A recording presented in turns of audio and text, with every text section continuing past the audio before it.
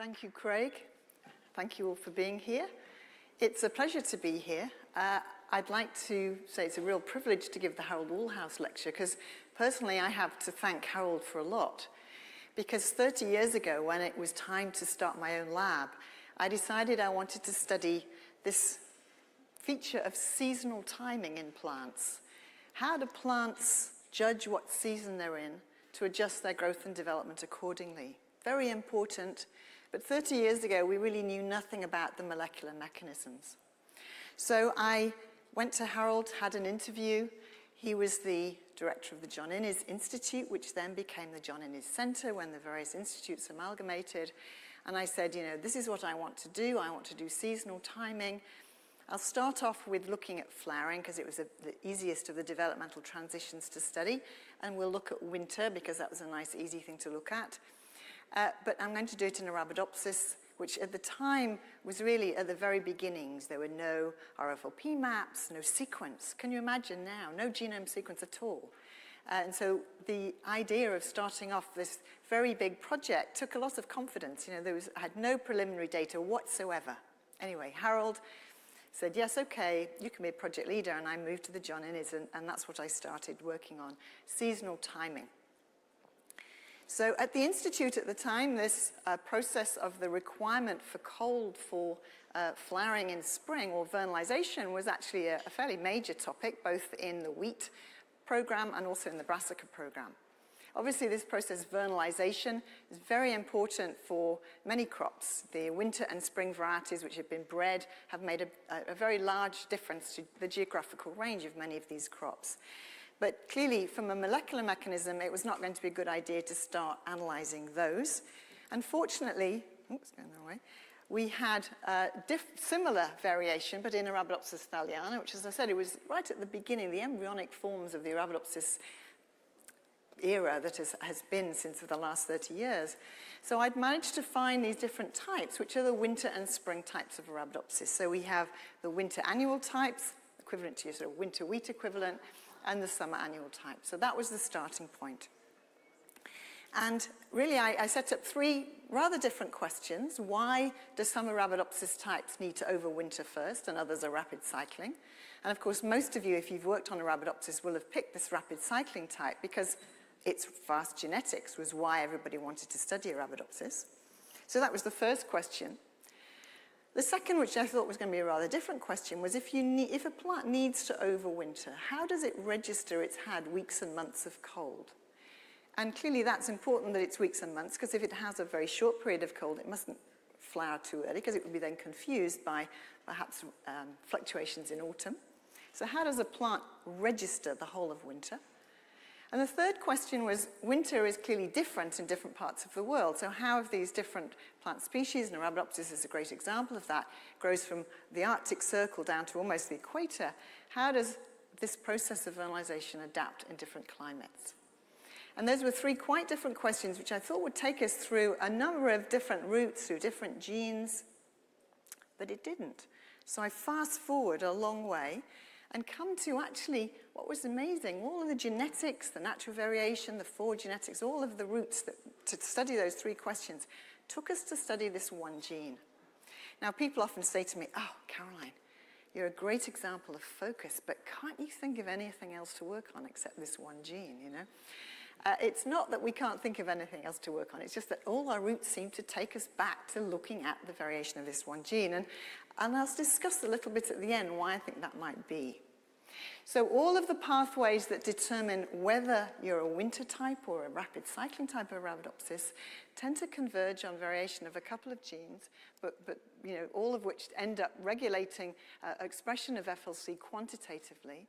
So if you're a strong requirement for vernalization, you have a very high level of FLC. So the need for winter comes down to actually a very generic question: how to quantitatively regulate transcription of a particular gene. The registering winter turned out, again, to come down to a very generic process of epigenetic silencing. In this respect, in response to environment, a cold cue, but it's a very conserved polycomb switching mechanism. So here we had some very flowering-specific or plant-specific questions has come down to some very core basic chromatin mechanisms. So then the third question is, how do you get adaptation now to different winters? Well, that turns out to be natural variation in either the quantitative transcriptional regulation or this polychem switching mechanism. So it's a great example of, a nice plant system, but it's also now a great example for really unpicking chromatin mechanisms. And as you'll see, chromatin mechanisms involving long non-coding or antisense RNAs that I'll show you happen at this locus. So all our routes ended up at FLC, but I'm going to focus today mainly on this registering the winter, the vernalization response, because of the title Sensing and Remembering Winter. And I'm going to start in the remembering, because that's the genetics took us into this remembering mechanism, and then come back to the sensing. So vernalization, this is what it looks like schematically, and I'll build on this schematic as I go through my talk. At the beginning of a life cycle, the plants have germinated. At the beginning of autumn, FLC expression is very high. It then goes down very slowly during the cold. It's then epigenetically silenced through the spring and the summer, and this is where all of the other cues for flowering, the photoperiod, the requirement for endogenous signals are required to have flowering occur, but this tends to require this FLC repressor has been switched off. But then once the plants have flowered, this FLC expression needs to go back on again to actually ensure that every generation of seed have a vernalization requirement. So a repressor keeps the flowering off, that is switched off, allowing flowering to occur, and then it's reset. So you have this switching mechanism during the timing of the life cycle. And the genetics took us into understanding this memory mechanism. How is this gene kept off during the spring and the summer? And I'll talk about that first. And then I'll get back into our understanding of actually how it's switched during the cold. And then we'll get back into the sensing. Oops. So the beauty of Arabidopsis is that you don't really need to know very much about what the basis of the mechanism is. You start off with the forward genetics and see where they take you, what the mutant encodes, and that then opens up potentially what the mechanism is. So we started with a late flowering vernalization requiring genotype, mutagenized, vernalized, and then looked at the rare ones that didn't vernalize properly. That took us into these Vern mutants, which took us into the world of chromatin, specifically this polychem repressive complex 2, which is this very well-conserved chromatin complex involved in Drosophila in the first place where it was characterized, but also in lots of mammalian silencing systems. And they provide a memory. So PRC2 actually affects histone modification of a particular histone 3, adds a lysine at 27, residue 27, that doesn't really matter, but its characteristic is that that modification then confers some kind of epigenetic memory so that the gene is either then on or off, depending on the state, through subsequent cell division. So it was nice that we actually found something that seemed to have a memory mechanism through the genetics. And I'll tell you a little bit about the PRC2, and then these two PHD proteins that came out of genetics. PHD are, again, very common chromatin regulators. They tend to bind histone modifications and are involved in lots of different systems, mammalian systems. Stands for plant homeodomain, but they're in many, many organisms. So we had the candidates. We had this system of this very slow progressive silencing. And so one of the first questions we wanted to ask is, what was this quantitative basis of this polycomb mechanism? And so we then looked at this modification that was very characteristic of polycomb, this lysine 27 methylation. Now, I'm not going to show masses and masses of data through my talk, but here's one of them just to show over the gene. And here's a schematic of the gene, the transcription start site. What you can see is as the plant is exposed to more cold, so here's no cold, 2 weeks, 4 weeks, 6 weeks, 8 weeks of cold, then they're brought out and grown for a little bit and ground up and done a chromatin IP where you then look at levels of this modification over the gene. What you can see is that you get this nice quantitative accumulation. So in some respect, we had quantitative silencing at the level of the RNA, which was important for the phenotype, and we had a quantitative accumulation of the modification that made sense in terms of this memory. And I thought, well, okay, we've explained the quantitative silencing. And it was at this point that I hooked up with a computational biologist at John Innes who looked at this and said to me, but Caroline, You've said to me that actually it's a quantitative silencing, and if you take the plants out after half as much cold exposure, they silence only they flower half as fast. So it is a real quantitative effect. So what you're saying is if you have half as much K27, you can inherit half as much every cell division? That seems a very complex mechanism to actually happen. Are you sure it's not a population average in that the cells will either have K27 trimethylation at this locus or not, and it's the proportion of cells that are changing? And actually, he was absolutely right. And I sort of fast forward, we got into looking at modeling, and it reveals a sort of an important paradigm, because as biologists, we grind things up. We see quantitative changes a lot, mostly on populations. And we don't think, I think, enough. Is this a switch, an on-off in an increasing proportion of cells, or is it really quantitative at the locus? And it also took us into this thinking about epigenetic memory. Now, if you're epigenetically silent and stable, you're in a particular chromatin state, which is then inherited through cell division. If it's so stable, how can you ever switch states? And actually, this had been and theorists are great at coming up with the really cool questions like that, because actually, you know, that was a really important question to have asked. Actually, people came up with this in a mating type switch in fission yeast, and actually asked the question, if you're stably silent epigenetically, how can you ever be switchable? And they came up with the idea that you then have to have two opposing states. So if our chromatin modification, and here's some nucleosomes here with the DNA wrapped around, and we've got a red modification, in our case it's K27, but actually it could be any chromatin modification for a silent state or inactive state. If that's very stably on, and that's what these feedbacks show, you're never going to be able to switch it. But if you have an opposing state that's equal and opposite, you can then set it up by delivering modifiers for either one or the other. Very simply, you can maintain a state by maintaining these modifications which keep this on and oppose this, or vice versa. But you can then easily switch those states. And this has been very influential thinking. And as we go forward, it turns out to be absolutely what's happening at FLC. So what we're trying to explain is this nice gradual reduction in silencing. What I'm going to show you are some roots. So here's a schematic of what I'm going to show you, where we basically express FLC under a venous, with a venous fusion. Because the prediction from the model is if we looked at each cell, it would be on or off. And it would just be the proportion of cells expressing FLC that would change. So where we've got the cells with no cold, all of the cells are expressing.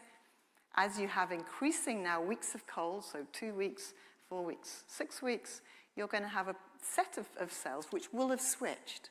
And that switch needs to be very low probability and slow, because the plants have to go through the whole of winter to actually vernalize. And we'll get back to that in a minute. But when they have switched, now red, so red for off, all the daughters of that cell will stay off.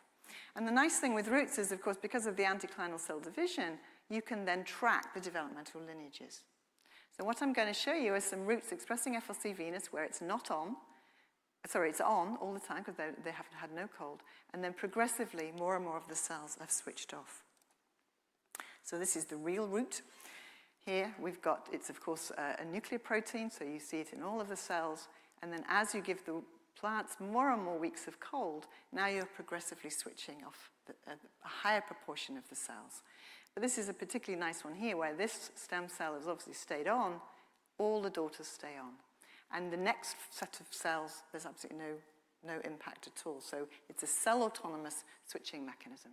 And that's this digital memory, as we call it now, because of this switching. It's either on or off. Okay. Now, we realized, and in the epigenetics field, this is histone modification is, of course, in our bodies, in Drosophila, and lots of examples. But the mechanism of inheritance and actually the mechanism of regulation is still not very clear. And there'd been an awful lot of argument about whether histone modifications could actually deliver real information or whether they were just following some kind of transcriptional regulator.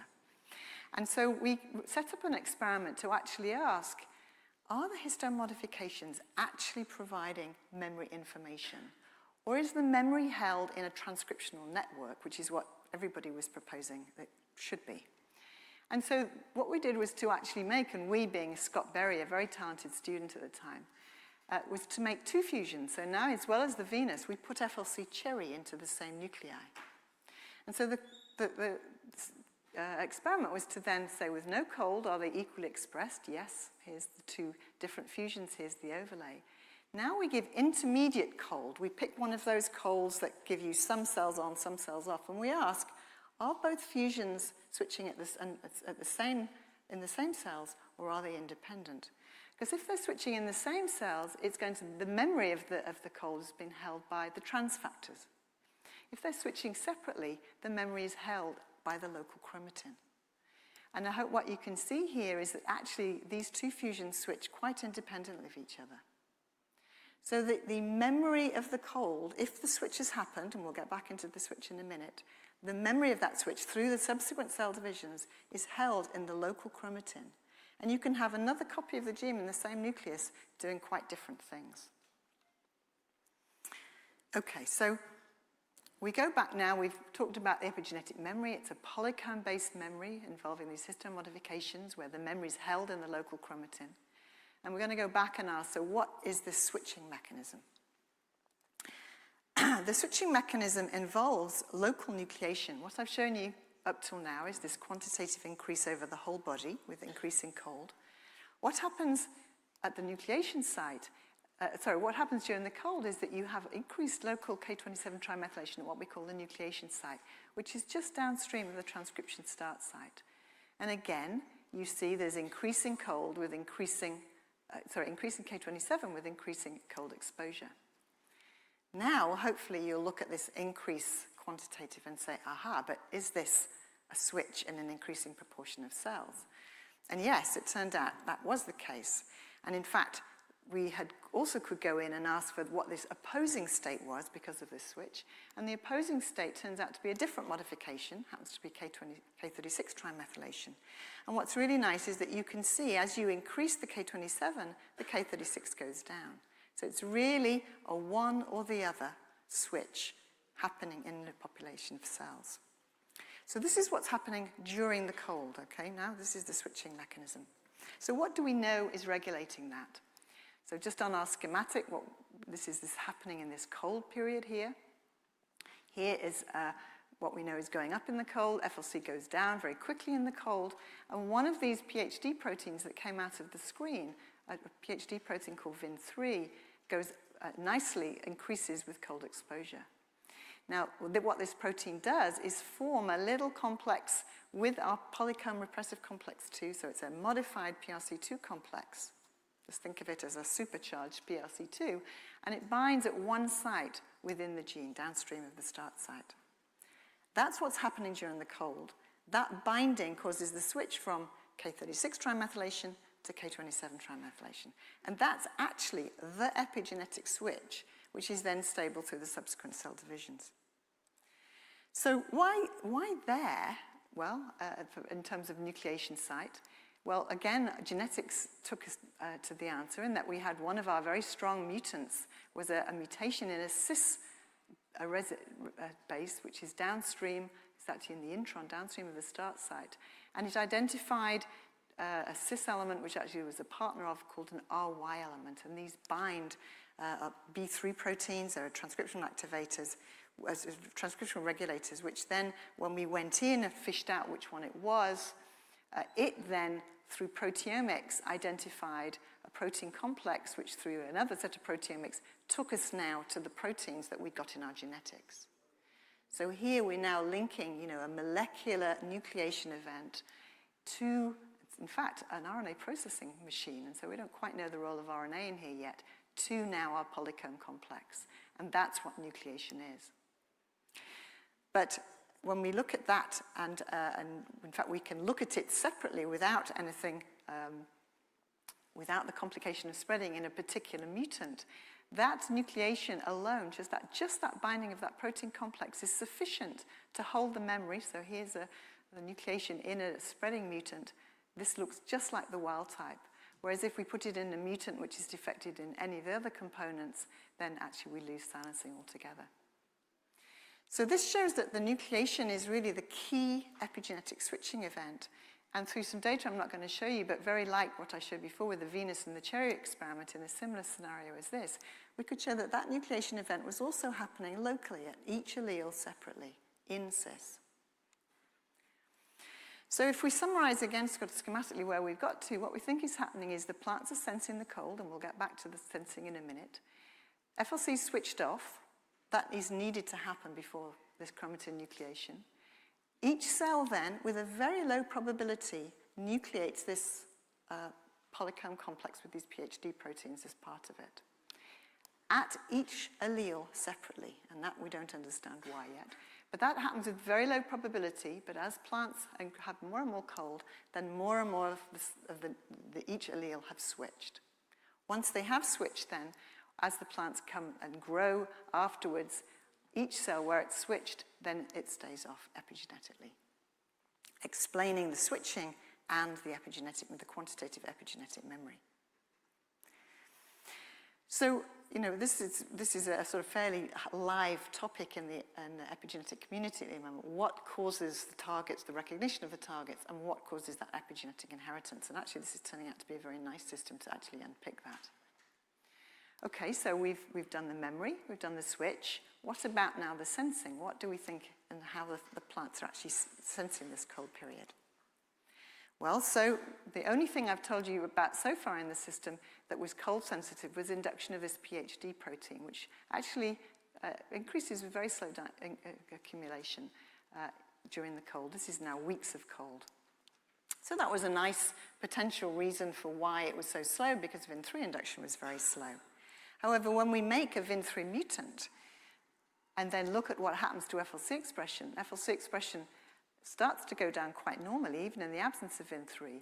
It then just can't hold the memory. So that was suggesting there were other cold steps that were important. So some years ago now, we went in search of what those other cold steps might be, and we searched in a very non-biased way for things that changed in the cold that might be involved, and came across these antisense transcripts to FLC. Now, this is the structure of the locus I've showed you before. This is the sense transcript on the top. And this is the series of antisense transcripts. Now, they're very low abundance. And when I talk about this, often people go, well, you know, my gene, I haven't seen any antisense, so that's okay. This isn't relevant for me. But when people have now done very detailed omics analysis, in most organisms, probably 60% of loci show antisense transcription. They're just turned over very rapidly, the transcripts, so you have to look quite hard to find them. So I think that actually this is going to be quite a generic feature of gene regulation. At FLC, they are also low abundance, but you know, we found them in various, it's a microarray screen that we used initially. But they start at the sense splice site, and they're alternatively spliced and alternatively polyadenylated. And they all go up in the cold. This is a northern which has had a very large amount of RNA put on, and you can see they don't all go up equivalently. Here's the proximal form, which goes up the most.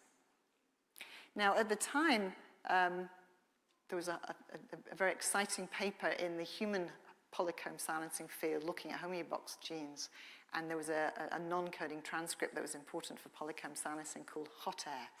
So the postdoc decided they were going to call these antisense transcripts cool air. So I've had to live with this word cool air, but everyone remembers now this is cool air as opposed to hot air. So these are cool air transcripts induced by the cold. So, okay, they're induced a lot, but are they functionally important? Well, we tried to get at that by removing the promoter and putting on the 3' end of a different gene, which certainly doesn't make cold-induced antisense transcripts, and then look at how fast, or you know, whether any response in vernalization in these antisense minus plants. So here is the level of induction in the wild-type plants. This is the silencing of FLC with 4 weeks of cold. And here in a whole pool of transgenics, this is what happens when you take away the antisense. So in fact, what seems to be the predominant effect of removing the antisense is that you influence the transcriptional downregulation, which happens very early on in that cold step, and is actually required before you can get nucleation of the polycomb silencing, the actual memory mechanism. Now, again, you know, I've stressed to you the importance of thinking about not just population averages. This is, of course, ground-up cells. We're looking at a whole population of cells, and we're seeing quantitative effects. But actually, we've got a digital switch here. So we realized we were going to have to actually look at the RNA in each cell. And so I came back from one meeting, and I'd heard about single molecule fish that people had used very, very successfully in yeast and C. elegans. And I'm like, well, if we can do it in worms, surely we can do it in roots. They're not so different, you know. And a couple of people in the lab took on the challenge. And in fact, using oligos, which are labeled with different colors. Here we're looking at the sense transcript. We've got the exonic oligos with the green fluor and the intronic one with red. And here's a root cell. So you have to damage the roots just enough to get the oligos in. And then you can do the imaging. Here in the cytoplasm are all of the FLC sense transcripts. Here's a root cell. And here's counterstained with DAPI for the nucleus. Here are the 2 sites of transcription. So you know, we can actually quantitate absolute numbers now of expression. So we could do it for the sense transcript. Well, that wasn't perhaps so surprising, but could we actually do the same analysis on these much lower abundance antisense transcripts? Well, it turns out they're only low abundance when you're looking at the whole plant. Per cell, per nucleus, they're actually relatively abundant. And yes, indeed, we can only see the unspliced form, but you can quite nicely in some cells see signals in the nucleus. It only stays in the nucleus. And these go up enormously in all the cells, in all the nuclei, when they're exposed to cold. Now, when we then started to do a time course to ask, so what's the role of these antisense, we could then use both the red and, oh, I'm getting ahead of myself a bit. I wanted to show you what happens. This is now a nucleus where both copies of the locus are expressing the antisense. And then after a week of cold, these seem to sort of get enormous, great big, we call them blobs, we didn't know what they were, but actually when you look at in the literature, the X chromosome inactivation X cyst, which is a very famous antisense transcript, accumulates over the inactive X rather like this. They form these huge, great big foci. And so what we've got is 2 big ones, and then as you give more and more cold, they start to break down into smaller ones. So there's this pulse of transcription accumulating over the locus of these antisense transcripts, which then dissipates. And in fact, when you do the DNA fish, you can see that the 2 large blobs, these Coular blobs, lie actually over the gene itself.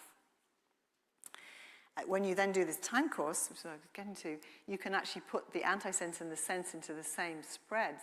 And in fact, what the very striking conclusion is that at each locus, you only get one color.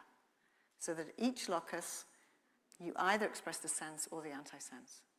And that was a nice way of potentially, when you induce Coular, of shutting off the sense transcription. This was published a couple of years ago. This shows the histograms. You don't only get one or the other made in each nuclei. Here we have a rare one where we've actually got each allele expressing a different strand. So we think it's a temporal separation. Okay, so let's just think where we've got to now. We've got high-level expression in autumn. It goes off very quickly transcriptionally through these antisense transcripts. We have then, once those the antisense transcripts helping shut FLC transcription down, the sense transcription, we can now start nucleating the silencing, which happens with a very low probability, important to make sure the plants are going through the whole of winter. You then get spreading of the polycomb across the body, and that is required for this long-term silencing. And then you have the resetting in the seed so that every generation requires vernalization. And at the moment, all we know is that involves a demethylase of the same mark. So that makes sense. You're taking away these modifications. Okay, so schematically, we've got a sort of framework now for this switching mechanism, for this memory mechanism.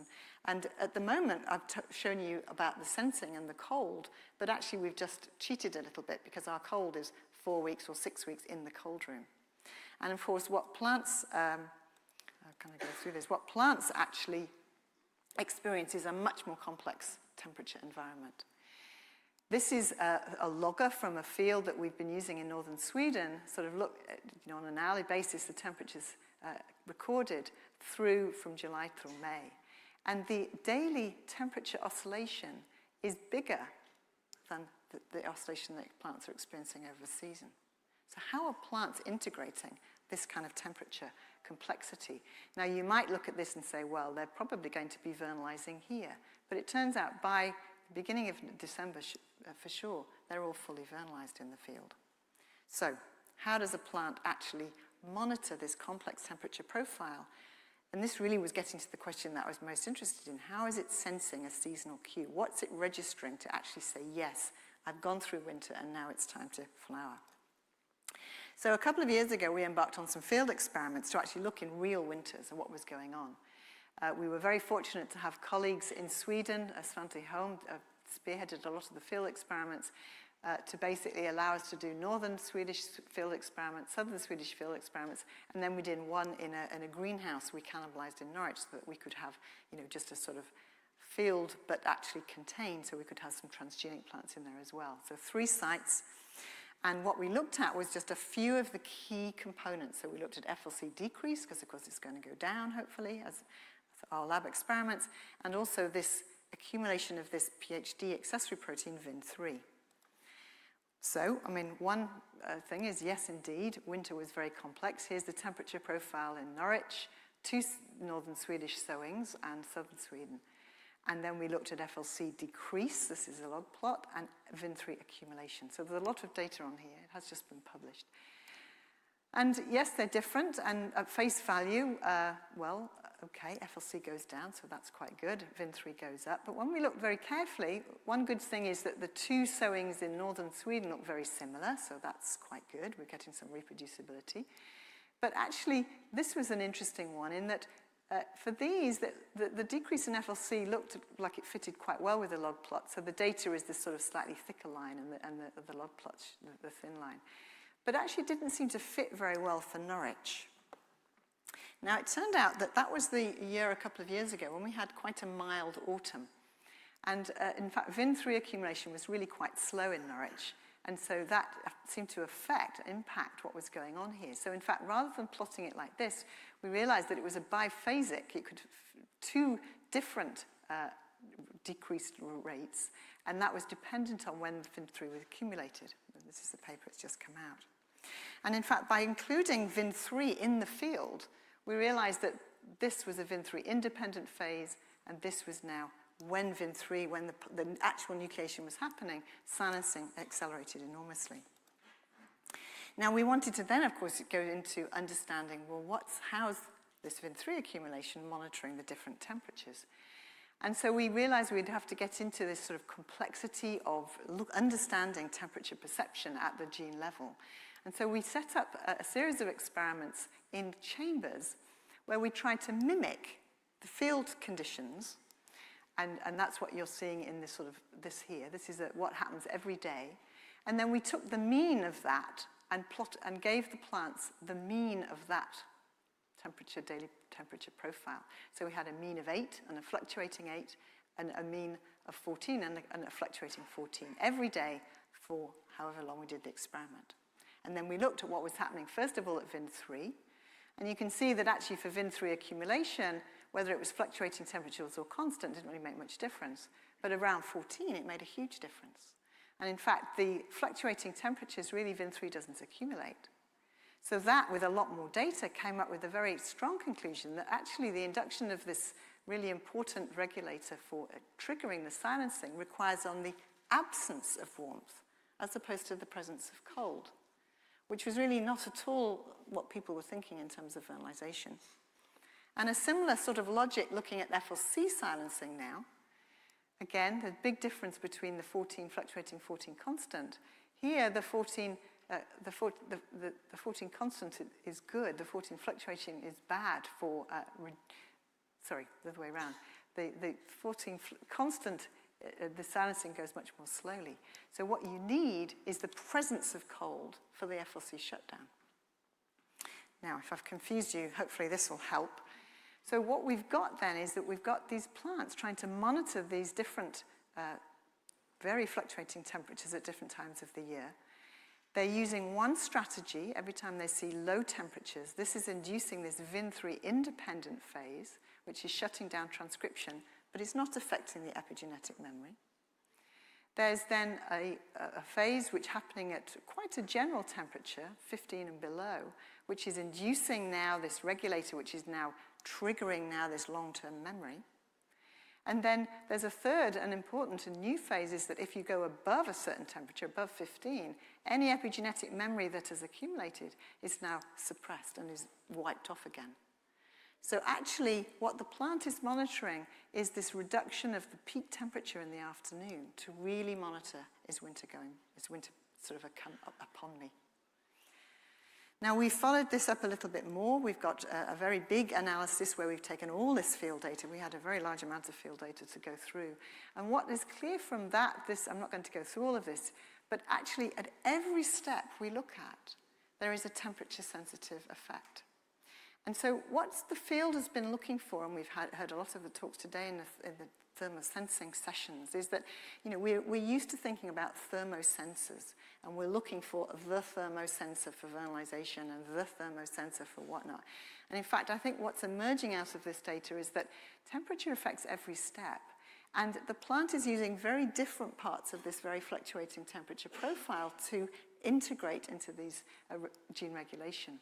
So for VIN3, we've got a long-term cold requirement, we've got the absence of short-term cold, which I've just shown you, and we've got current temperature. And those are all integrated, again, into FLC, because VIN3 regulates FLC, through FLC regulation and through these VIN3 independent phases. So the sort of joke in the lab is like, temperature affects everything. There isn't a thermosensor, and we've got to kind of re-engineer our thinking to understand that, temperature does affect everything. And the plant is using a very sophisticated, different ways of integrating those fluctuating temperatures to really read what's going on. Now, the last little bit of the talk, I just want to return back to this adaptation, because, it could have taken us in lots of different directions. When we started off, we were looking at Arabidopsis successions, which of course are adapted to a large range of different climates. We did lots of natural variation QTL analysis, and again, we kept coming back to FLC as a major determinant for both flowering time variation and for variation in this ability to respond to cold.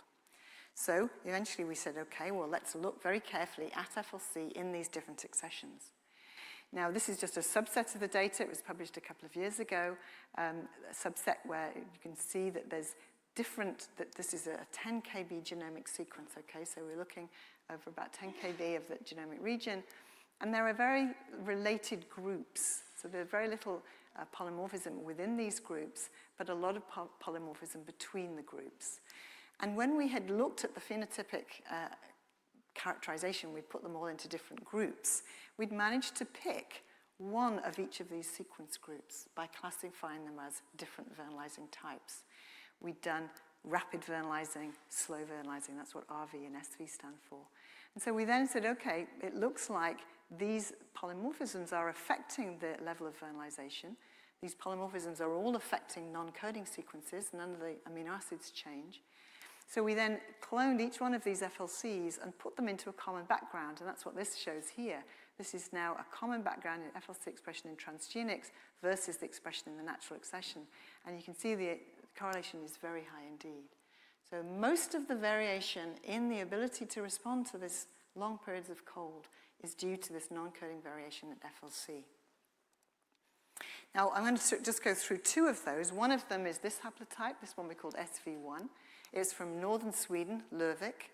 And when we compare that, this is what normally happens with a lab rat, any of the sort of accessions we normally use in the lab. 4 weeks is quite enough to fully epigenetically silence FLC. However, this one from northern Sweden, when we gave it 4 weeks, actually and brought it back out, FLC had gone off in the cold, stayed off for a bit, but then reactivated. And so when we've now looked at what's happening when we give it longer cold, in fact, it's perfectly fine. It epigenetically silences just fine. So there's nothing wrong with the transregulators in the Lövik accession. And in fact, because, as I've shown you, most of that variation seems to map to SNPs at FLC, we could then use those SNPs to help us mine into the mechanism of this epigenetic silencing. Now, this is the schematic I've shown you before. This is what happens in a normal vernalizer that only need 4 weeks. We're looking at the gene is on. It switches off quite quickly in the cold. With increasing cold, you nucleate, you switch, and then you spread for this long-term memory. So that's what happens normally that I showed you before. When we look in this Lövik type, this slow vernalizer type, To start with, it looks perfectly normal. It can hold the memory for 10 days. But after 30 days of growth, subsequent growth in the womb, actually the memory is then lost. But that's not true if you give it slightly longer cold. So somehow what these SNPs are doing is making the plant need much longer cold for that epigenetic switching to be translated into long-term epigenetic silencing. So now we have a tool to actually unpick, well, what that does actually mean at the mechanism. Now it turns out when we do the mix and match experiments and do all the analysis between these two different haplotypes, in fact, we published a couple of years ago that it was due to 4 SNPs here. Now actually what we think is it's actually due to this one, which is actually lies between that cis element and between those two RY motifs that I showed before. So that's very nice in that there's really a very subtle change that has allowed adaptation to now a fairly extreme northern winter. Let me just take you through one more, and that's this one here. This is a fairly large group, which is the northern sort of FLC haplotype. If you look in all the northern latitudes, they tend to contain this one. This is an accession called VOR. Actually, when we look at that this was the Norwich winter greenhouse. This is now going the temperature profile, and we look at FLC levels. The FLC levels in this particular accession are very much higher than the normal levels of the sort of our lab rat type. And that's also true when we introgress the FLC from VAR into the Columbia type. So both as a nil and the accession, they're behaving similarly. So that's confirming that it really is the SNPs that is having a very big effect on FLC levels. And they start high and they stay high for longer. And that's part of this adaptation to this northern latitude habitat. Now, when we looked at the SNPs of this particular type, we noticed one of them actually seemed to affect, or it was next to the splice site, going back now to our antisense transcripts. And this is sort of what's extraordinary, is that these antisense transcripts, our genetics keep taking us back to them. And this is one of those stories. So we then said, I wonder if that's important. So we then made that SNP. It was a G to T. We introduced it into this type, and in fact, it phenocopied the exact VAR phenotype. So what happens is that you have a polymorphism which reduces the splice acceptor site strength, and so it uses a different one downstream. A secondary, or a different exon gets brought in, so you have about the same distal exon, but it's different sequence. And actually, when we looked at the structure of those two by a shape, this is RNA secondary structure by in vitro probing, we had an interesting surprise in that this is just that distal exon. It's a very bizarre shape. The RNA structure people are quite interested in these kind of two sort of kinks, which are very important. And the length of this helix seems to be key, because if you look at this VAR type, this single SNP, which affects the splicing, keeps the structure but shortens this helix. And through various mutagenesis, it's clear that this structure is really quite important. Now, how it actually, so this is an antisense SNP change effect, somehow affecting the transcription of the other strand, the sense transcript. We don't know how that's working, but what we do know is that it seems to be very conserved, in that if you go through the Brassicaceae, you see this sort of weird kind of little two right-hand turn structures in the exon, the cool air exon, all the way out to Brassica. Some of this is modeling, but some of this is shape analysis. So we're now trying to understand what's going on and how that's actually working. But what it does show, and actually we have a lot of other data to show this, is that all of the information we're learning about what controls FLC regulation in Arabidopsis, what controls the epigenetic switching, and what controls the long-term silencing, which is a key part of the vernalization in Arabidopsis, is really also true in all the way through the Brassicaceae. And I just show one slide to show that. This is now Brassica rapa, because it's slightly simpler. So Brassica rapa has 4 copies of FLC, as opposed to the 1 in Arabidopsis thaliana. And those 4 copies are all differentially expressed. It's almost like they're sort of different accessions all combined together. And one of them is very strongly expressed and contributes mostly to the high levels and the very late flowering, and in fact the sort of biennial habit of the Brassicaceae. And in fact, that one has a different SNP, but the same effect to give this alternative splicing of this distal cooler exon. So somehow, this is very strongly conserved. Again, it has the same effect on this little helix 4. And so the very conserved function now somehow interacting with the polymerase to affect FLC transcription. So let me just round up. What I've tried to show you today is, we started with really some fairly plant-specific, important questions about seasonal timing.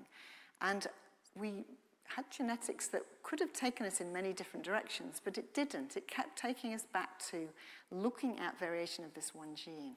So somehow this, in Brassicaceae, and I include, the analysis we've done with broccoli and cauliflower so far, seems to be the evolutionary node that is important for underpinning flowering time variation and variation in vernalization.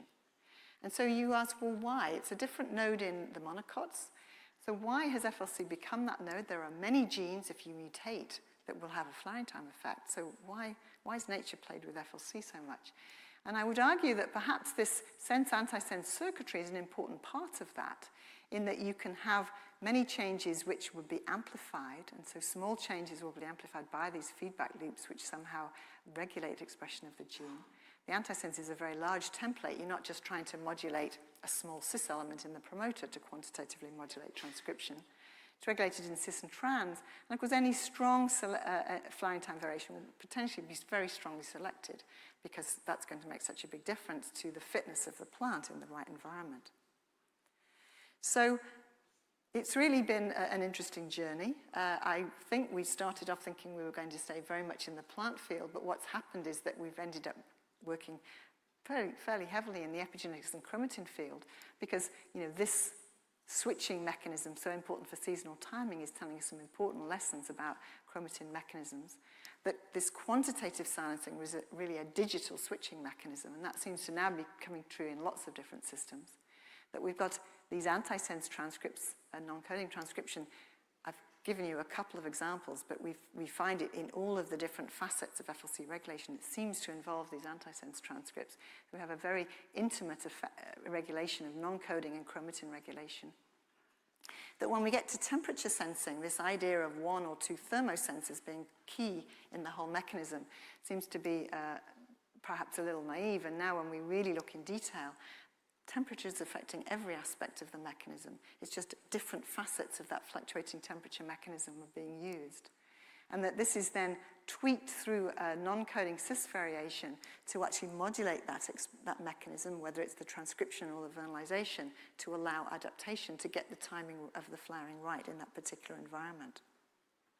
So it's been an interesting journey. It's one that I think is quite important because, of course, temperature mechanisms and photoperiod mechanisms are so important and integrated in the plant.